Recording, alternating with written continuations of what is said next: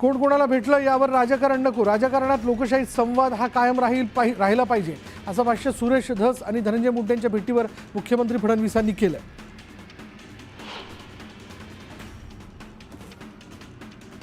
राजीनामा द्यायचा की नाही हे धनंजय मुंडे ठरवतील असं म्हणत राजीनाम्याबाबतचा निर्णय अजित पवारांनी मुंडेंवर सोपवला. तर सिंचन घोटाळ्याच्या आरोपानंतर नैतिकतेतून मी राजीनामा दिला होता असंही विधान अजितदादांनी केलं.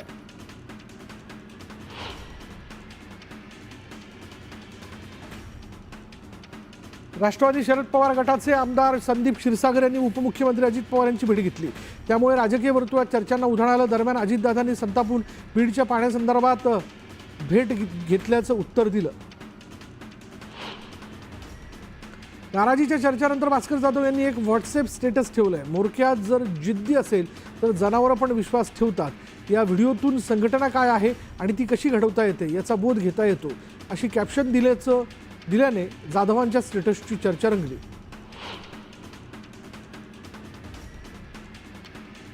कुठल्याही पदासाठी मी नौटंकी केली नाही, शिवसेनेने क्षमतेप्रमाणे संधी दिली नाही असं बोललो नाही, मी कोणत्याही पक्षाचं नाव घेतलं नाही असं स्पष्टीकरण उभाटाचे नेते भास्कर जाधव यांनी नाराजीच्या चर्चांवर दिलं.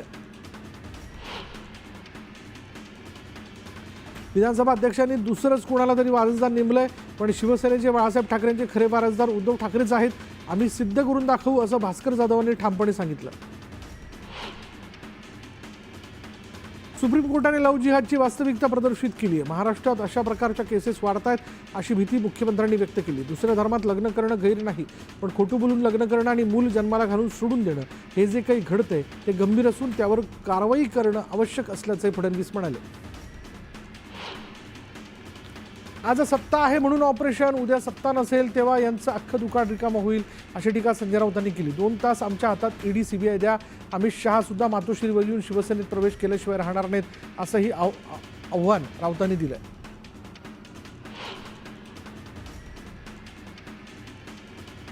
जुन्नर न्यायालयाच्या अंतर्गत स्वच्छतेवरून उपमुख्यमंत्री अजित पवारांनी संताप व्यक्त केला. सार्वजनिक बांधकाम विभागाच्या अभियंत्याला बोलावून घेत पवारांनी त्याला चांगलंच धारेवर धरलं. करमाळा मतदारसंघाचे आमदार नारायण पाटलांनी माजी आमदार संजय मामा शिंदेंवर टीकास्त्र सोडलं. संजय मामांनी आयुष्यात कुठलंच कायदेशीर काम केलं नाही आणि त्यामुळे सर्व मंडळींना मातीत घालण्याचं काम त्यांनी केलंय असं पाटील म्हणाले. राज्यातील सगळ्या शाळांमध्ये मराठी शिकवावंच लागेल, मराठी भाषा शिकवणं बंधनकारक असल्याचं विधान उपमुख्यमंत्री देवेंद्र फडणवीस यांनी केलंय. तुळजाभवानीची मूर्ती गर्भगृह सुरक्षेबाबत उपाययोजना करण्याचा निर्णय घेतल्यानंतर पुरातत्व विभागाच्या तज्ज्ञांची टीम तुळजापुरात पोहोचली. गाभाऱ्यातील शिळा भिंतीसह अन्य बाबींची तपासणी करण्यात आली. तपासणीचा अहवाल आल्यानंतर देवीचा गाभारा नवीन किंवा मोठा करण्याबाबत निर्णय होणार आहे.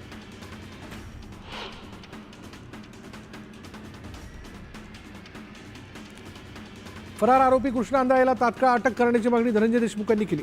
या संदर्भात उद्या मस्साजोगच्या गावकरी जे आहेत ते महत्त्वाची बैठक घेणार असल्याची माहिती देशमुखांनी दिली. जीबीएसचा आरोप कोणत्याही जंतूपासून किंवा बॅक्टेरिया व्हायरसमधून होत नाही. दूषित पाणी, दूषित अन्न आणि दूषित मांसाहार याच कारणांमुळे जीबीएस आजार होतोय निष्पन्न झाल्याची माहिती डॉक्टर अविनाश भोंडवे यांनी दिली. बीड जिल्ह्यात जमावबंदीचा आदेश लागू करण्यात आला. संतोष देशमुख हत्या प्रकरणाच्या निषेधार्थ विविध संघटना एकत्र येत आहेत. दरम्यान 10वी-12वीच्या परीक्षा सुरू असल्यानं जिल्ह्यात जमावबंदी लागू करण्याचा आदेश जिल्हाधिकाऱ्यांनी दिला. संतोष देशमुख हत्या प्रकरणातील फरार आरोपी कृष्णा अंधाळेची संपत्ती जप्त केली जाणार आहे. कृष्णाच्या नावावर 5 वाहनं तसंच धारूर आणि केजमधील बँक खात्यातील संपत्ती जप्त करण्याचे आदेश कोर्टाने दिले.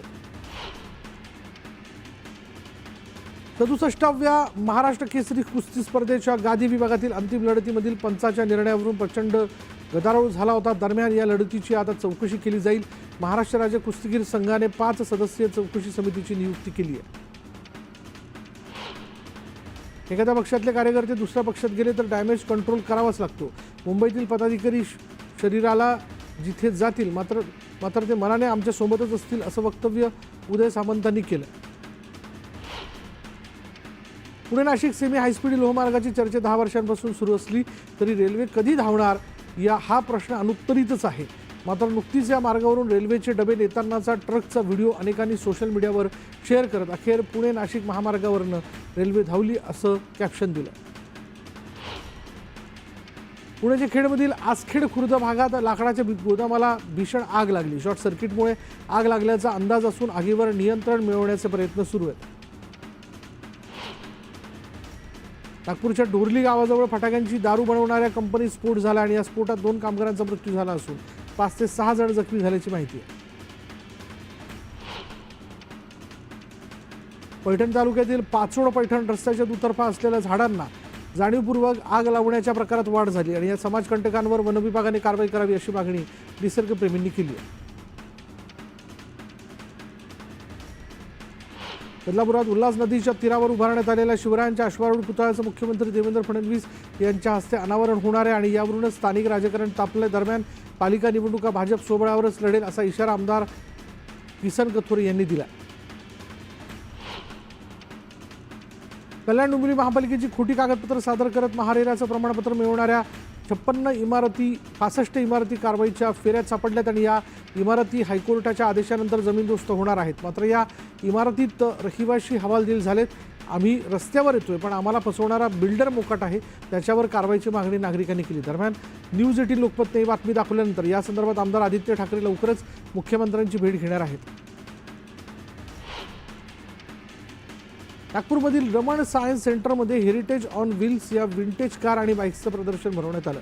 या प्रदर्शनात 30 व्हिंटेज कार्स आणि 30 क्लासिक बाईक्स ठेवण्यात आल्या. मुंबईतील नरीमन पॉईंटवर दिव्यांग तरुणाची 1 किलोमीटरपर्यंत वॉकेथॉनचं आयोजन करण्यात आलं आणि यात जवळपास 100च्या आसपास दिव्यांग लोकांनी त्याचसह सेलिब्रिटी आणि सामाजिक कार्यकर्ते यांनीही सहभाग नोंदवला. पालघरच्या जव्हारमध्ये खड्ड्यात आदळल्यानं एसटी बसचा स्वयंचलित दरवाजा आपोआप उघडला आणि त्यामुळे दरवाजाजवळ उभ्या असलेल्या एक प्रवासी जो तो खाली पडला. या अपघातात संबंधित प्रवासी गंभीर जखमी झाला. पुण्याच्या शिवाजीनगर परिसराला पाणीपुरवठा करणारी पाईपलाईन दांडेकर नगर परिसरात फुटली. पाईपलाईन फुटल्यानं लाखो लिटर पाण्याचा अपव्यय झाला तर दांडेकर नागरिकांच्या घरातही पाणी शिरलं. नागपुरातील रेशीमबाग मैदानावर मुख्यमंत्री देवेंद्र फडणवीस यांच्या हस्ते महाआरती करण्यात आली. प्रयागराजमध्ये कुंभमेळ्यात जाता न आलेल्या नागपूरकरांवर गंगाजलाचा स्प्रिंकलरद्वारे वर्षाव करण्यात आला. कल्याण डोंबिवलीत हळदी समारंभात बंदुकीचं प्रदर्शन करणाऱ्या 2 जणांवर गुन्हा दाखल करण्यात आला. चिंतामणसह त्याचा भाऊ शरद लोखंडेवर गुन्हा दाखल करण्यात आला. चिंतामण लोखंडे हा भाजपचा पदाधिकारी असल्याची माहिती आहे. शिरूरच्या केंदूर पाबळ परिसरात 12 गावांचा प्रश्न अनेक वर्षांपासून प्रलंबित आहे. दरम्यान या भागातील पाण्याचा प्रश्न लवकरच सोडवला जाईल असं आश्वासन मंत्री मेघना बोर्डीकर यांनी दिलं. मालेगाव पोस्ट कार्यालयात रोजंदारी कर्मचाऱ्यांनी तब्बल 2.25 कोटींचा अपहार केल्याची बाब समोर आली आणि या प्रकरणी सहाय्यक डाक अधीक्षक संदीप पाटील यांनी दिलेल्या तक्रारीवरून पोलिसांनी गुन्हा दाखल केला. मुंबईच्या गोरेगावमधील म्हाडाच्या मैदानावर महाआरोग्य शिबिराचं आयोजन करण्यात आलं होतं आणि या शिबिराला खासदार श्रीकांत शिंदे, रामदास कदम, रवींद्र वायकर, नीलम गोरे यांनी उपस्थिती लावली. तर महाआरोग्य शिबिराला मोठा प्रतिसाद मिळाला. अकोल्यातील सुप्रीम राष्ट्रीय महामार्गावरील वाडेगाव इथे बिअर बारमध्ये दारूच्या बिलावरनं काही तरुणांनी धिंगाणा घातला. दारुड्यांनी बारबार तुफान दगडफेकी केली. मारहाणीचा संपूर्ण प्रकार सीसीटीव्ही कॅमेऱ्यात कैद झालाय. या प्रकरणी पोलिसांनी एक गुन्हा नोंदवत एकाला ताब्यात घेतलंय. सिंधुदुर्गातील प्रसिद्ध अंगणवाडी जत्रेची तयारी अंतिम टप्प्यात आली. येत्या 22 फेब्रुवारीला ही जत्रा भरणार आहे. भराडी देवीच्या दर्शनासाठी लाखो भाविक अंगणवाडीत दाखल होणार आहेत. नागपुरात लोकल तेलाच्या डब्यावर ब्रँडेड कंपनीचे स्टिकर लावून तेलाची विक्री सुरू असल्याचा गोरखधंदा उघडकीस आला आहे आणि या प्रकरणी एकाला अटक करण्यात आली असून 23 तेलाचे डबे, शेकडो कागदी लेबल्स, खाकी खरडा, झाकण, पॅकिंग मशीन असा एकूण 7 लाखांचा मुद्देमाल जप्त करण्यात आला. छत्रपती संभाजीनगरमध्ये एका 38 वर्षीय महिलेच्या पित्ताशयातून 28 खडे बाहेर काढण्यात आले. सुमारे 1.5 तास चाललेली शस्त्रक्रिया दुर्बिणीद्वारे करण्यात आली. खड्यांसोबत पित्ताशयही बाहेर काढण्यात आलं. मालेगावच्या कवळाने गाळणे इथे जिल्हा परिषद शाळेच्या विद्यार्थ्यांची विशेष सहल काढण्यात आली आणि या सहलीत गोरगरीब विद्यार्थ्यांनी विमान आणि बोटीतनं प्रवास केलेला आहे. शिक्षण मंत्री दादा भुसेंच्या पुढाकारातून हा उपक्रम राबवण्यात आला. वाशिममध्ये चियाच्या खरेदीला 11 फेब्रुवारीपासून सुरुवात झाली. पहिल्या दिवशी चियाच्या पिकाला तब्बल 23,000 रुपये प्रति क्विंटल दर मिळाला, मात्र अवघ्या 4-5 दिवसात हा दर 11,000 घसरून 12,000 रुपयांवर आला. नांदेडच्या मुदखेड तालुक्यातील बारड इथे एका तरुण शेतकऱ्याने स्ट्रॉबेरीची बाग फुलवली आहे. नांदेड भोकर रस्त्यावर स्टॉल लावून हा तरुण 400 रुपये प्रति किलोने स्ट्रॉबेरीची विक्री करतोय. अमरावतीमध्ये कृषी प्रदर्शन आयोजित करण्यात आलं. यात स्टार फ्रूट, 300च्या वर केळीचे घड ठेवण्यात आले. दरम्यान फुटबॉलपेक्षाही मोठ्या आकाराच्या पानकोबी आकर्षणाचा केंद्रबिंदू ठरला. अनेक पिकं आणि यांत्रिकी साहित्य पाहण्यासाठी शेतकऱ्यांनी मोठी गर्दी केली आहे. रत्नागिरीच्या खेडमधील जामगे अंबाळे सपकाळवाडी परिसरात भीषण वणवा लागला आणि या वणव्यात दोन्ही गावांमधील शेकडो एकर परिसरातील आंबा काजूची बाग जळून खाक झाली आहे. नांदेडच्या भिलवडी तालुक्यातील थडी सावळी इथे 4.5 एकरातील साठवून ठेवलेला हरभरा अज्ञाताने जाळून टाकलाय. काही मिनिटातच हरभऱ्याची राख झाली आणि याविरोधात शेतकऱ्याने पोलीस स्टेशनमध्ये तक्रार दाखल केली आहे.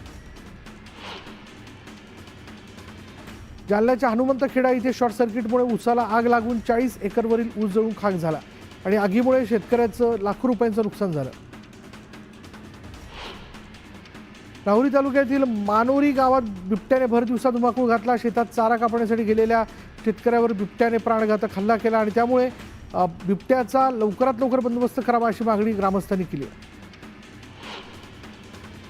मनमाडच्या वेशीपर्यंत बिबट्याचा शिरकाव झाला असून शहरापासून जवळ नागपूरच्या नदीलगत 2 बिबटे फिरत असल्याचं आढळून आलं.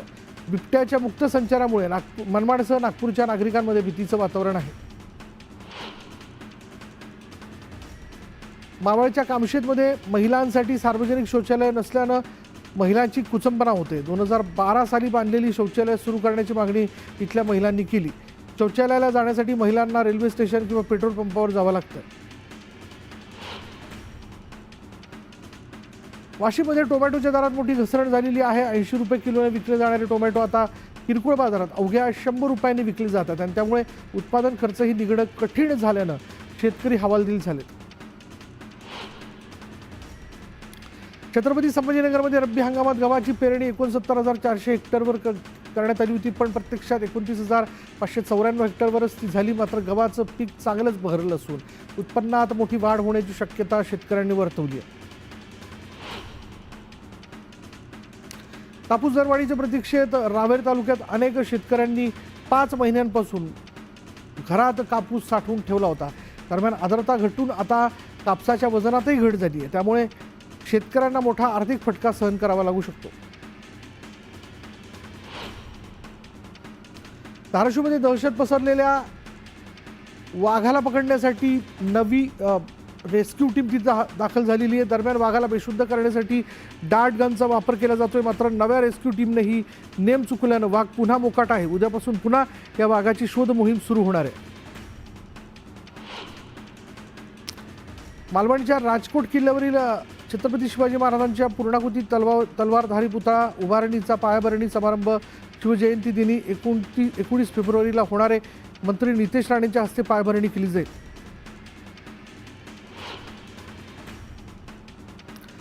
शिवगाव तालुक्यातील काशी केदारेश्वराच्या पायथ्याशी असलेल्या गोळेगाव पाझर तलावाची दुरुस्ती करून त्याची साठवण क्षमता वाढवा अशी मागणी जी आहे ती ग्रामस्थांनी केली. मागणीचा विचार न केल्यास ग्रामस्थांनी 24 फेब्रुवारीपासून धरणे आंदोलनाचा इशारा दिला.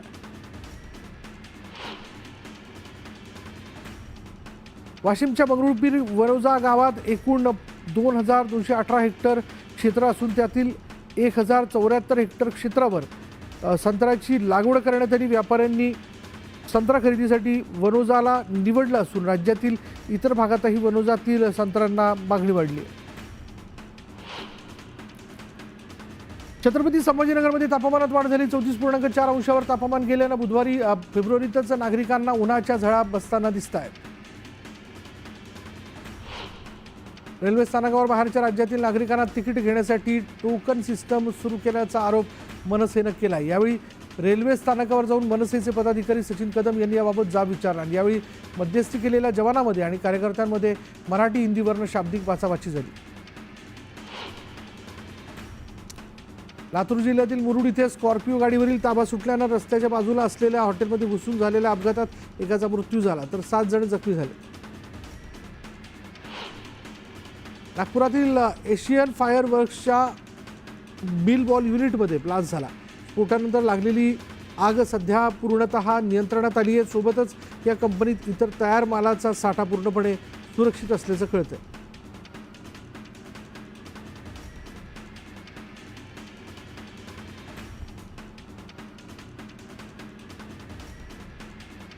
आता वेळ झाली का ब्रेकची. ब्रेक घेऊयात. पहा फक्त न्यूज 18 लोकमत.